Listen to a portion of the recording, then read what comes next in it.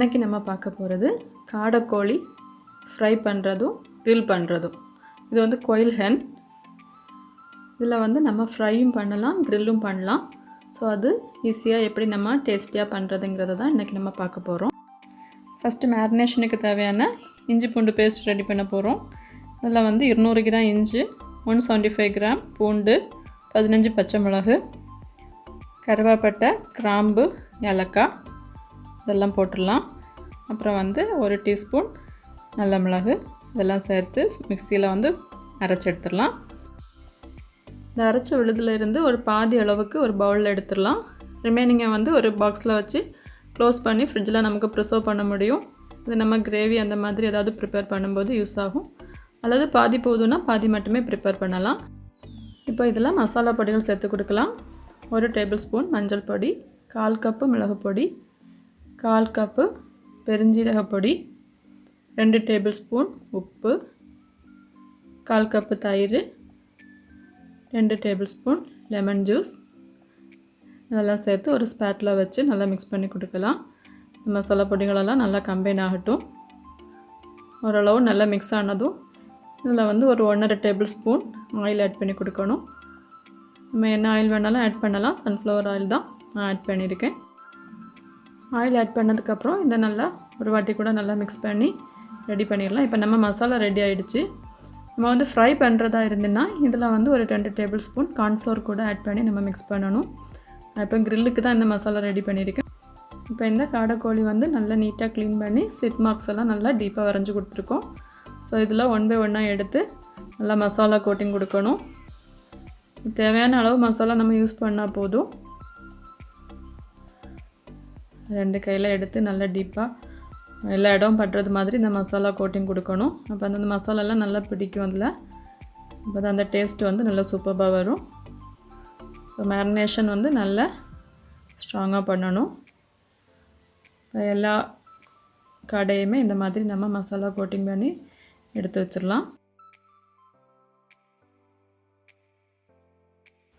இது மேரினேட் பண்ணி ஒரு 2 to 3 hours நம்ம வந்து ரெஸ்ட் எடுக்க வைக்கணும். டைம் இல்லைன்னா அட்லீஸ்ட் 1 hour ஆகுது நம்ம இதை வந்து ஃப்ரீசரில் வச்சுட்டு அதுக்கப்புறமா நம்ம ஃப்ரை பண்ணலாம். ரெஃப்ரிஜரேட் பண்ணுறதா இருந்தால் அட்லீஸ்ட் ஒரு 2 hours ஆகுது ஃப்ரிட்ஜில் நம்ம இது வைக்கணும். ரிமைனிங் மசாலா வந்து இதை மாதிரி ஒரு பாக்ஸில் வச்சு நம்ம ஃப்ரிட்ஜில் ஸ்டோர் பண்ணலாம். இது ஃபிஷ் அல்லது சிக்கன் ஃப்ரை பண்ணும்போது இதை மேரினேஷனுக்கு யூஸ் பண்ண முடியும்.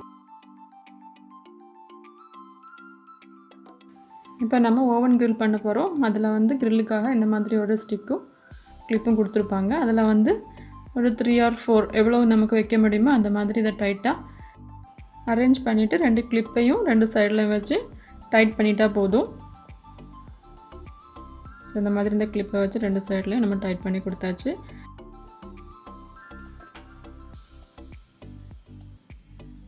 இதோட ஒரு கைப்பிடி கொடுத்துருப்பாங்க. இதில் தான் நம்ம இந்த கிளிப்பை வந்து ஹோல்டு பண்ணணும். கரெக்டாக இதில் ஹோல்டு பண்ணி நம்ம ஓவனில் வந்து செட் பண்ண முடியும். ஆல்ரெடி நம்ம ஓவன் வந்து 220 டிகிரி சென்டிகிரேட்டில் ப்ரீஹீட் பண்ண வச்சுருக்கோம். இதை வந்து இந்த உள்ளாடி இந்த கிளிப்பில் வந்து கரெக்டாக செட் பண்ணி கொடுத்தா போதும். இது 1 ஹவருக்கு வந்து டைம் செட் பண்ணி வச்சுருக்கோம். இப்போ நம்ம ஆயில் ஃப்ரை பண்ணுறது அப்படின்னு பார்க்கலாம். இதுவும் சிம்பிள் தான். நார்மலாக நம்ம சிக்கன் ஃப்ரை பண்ணுறது மாதிரி தான். இது வந்து காடை வந்து ரொம்ப சின்ன சைஸாக தான் வரும். மேக்ஸிமம் 120 கிராம் அந்த மாதிரி அளவில் தான் இருக்கும். இதை வந்து ஆயிலில் போட்டுட்டு ஒரு லிட்டு வச்சு க்ளோஸ் பண்ணி மீடியம் ஃப்ளேமில் நம்ம இதை ஃப்ரை பண்ணி எடுக்கணும். அடிக்கடி 2 பக்கம் நம்ம வந்து பெரட்டி போடணும். ஸோ 2 பக்கம் ஈவனாக நமக்கு இது வந்து குக் ஆகும். ஆயில் நிறைய ஊற்றி ஃப்ரை பண்ணுறதா இருந்துன்னா ஒரு 3-4 வரைக்கும் நம்ம போட்டு இதை வந்து ஃப்ரை பண்ணி எடுக்க முடியும்.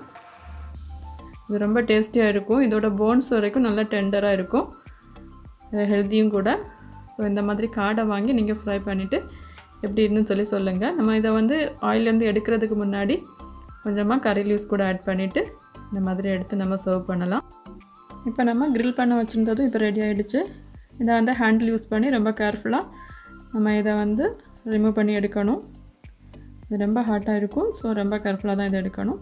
இப்போ நம்ம கிரில்டு காடையும் ரெடி ஆகிடுச்சு. ஸோ இந்த மாதிரி மெத்தடில் நீங்களும் ட்ரை பண்ணி பாருங்கள். ரொம்ப டெலிஷியஸான ஒரு காடை ஃப்ரை ரெசிபி. பிடிச்சிருந்தேன்னா கண்டிப்பாக லைக் பண்ணுங்கள், ஷேர் பண்ணுங்கள். இதுவரை சப்ஸ்கிரைப் பண்ணாதவங்க மறக்காமல் சப்ஸ்கிரைப் பண்ணிவிடுங்க. நான் இப்போ இதை வந்து பரோட்டா, சால்னா அப்புறம் ஒரு ஆனியன் சாலடு கார்லிக் பேஸ்ட்டோடு சர்வ் பண்ணியிருக்கேன். இந்த கார்லிக் பேஸ்ட் ரெசிபி ஆல்ரெடி நம்ம சேனலில் போட்டிருக்கோம். ரொம்ப சூப்பராக வரும். அதையும் ட்ரை பண்ணி பாருங்கள். இன்னொரு புதிய வீடியோவில் புத்தம் புது ரெசிபியோடு உங்களை சந்திக்கிறேன். தேங்க்யூ.